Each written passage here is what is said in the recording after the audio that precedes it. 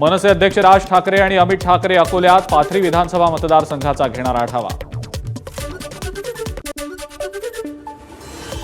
राज ठाकरेंजवळ जाऊ पाहणाऱ्या कार्यकर्त्याला सुरक्षा रक्षकांनी रोखलं। अकोल्याच्या शुभमंगल कार्यालयातली घटना, संबंधित कार्यकर्त्याकडनं सुरक्षा कठडं तोडण्याचा प्रयत्न। अकोल्यातील दिवंगत मनसे कार्यकर्ता जय मालोकारच्या कुटुंबियांची राज ठाकरेंनी भेट घेतली। यापूर्वी अमित ठाकरेंनीही मालोकार यांच्या कुटुंबियांची घेतली होती भेट।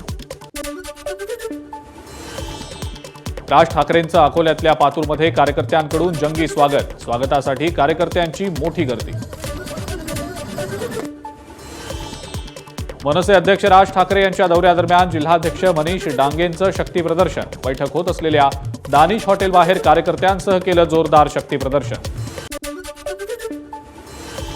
राज ठाकरेंची दिशाही अद्याप स्पष्ट नाही। महाराष्ट्राच्या दुश्मनासोबत राज ठाकरे आहेत। संजय राऊतांचा राज ठाकरेंवर हल्लाबोल। जळगावात पंतप्रधान मोदींच्या हस्ते लखपती दीदी योजनेचा शुभारंभ।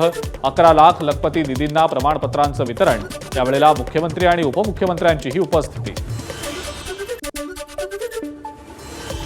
जळगावात पंतप्रधान नरेंद्र मोदींचं स्वागत। लखपती दीदींसोबत पंतप्रधानांनी साधला संवाद।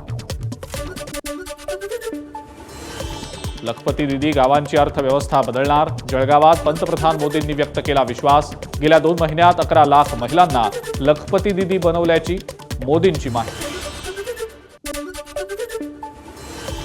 महाराष्ट्रात 50 लाख महिलांना लखपती दीदी बनवण्याचा संकल्प। जळगावातल्या कार्यक्रमात उपमुख्यमंत्री अजित पवार यांचं वक्तव्य।